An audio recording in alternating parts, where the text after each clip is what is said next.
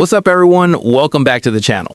In this video, I'm giving you a quick review of Notion AI and whether it's actually useful inside your workspace. Notion AI is built directly into Notion, which means it works right where you already manage notes, tasks, and projects. Instead of switching between apps, you can use AI to help write, summarize, and organize information inside your Notion pages. One of Notion AI's biggest strengths is context awareness. It can summarize meeting notes, clean up messy writing, turn bullet points into full paragraphs, and help brainstorm ideas based on the content already in your workspace. It's especially helpful for productivity tasks like writing docs, creating to-do lists, drafting outlines, and summarizing long pages. For students, teams, and solo creators, it saves time by turning rough notes into something polished. That said, Notion AI isn't meant to replace full-power AI writing tools.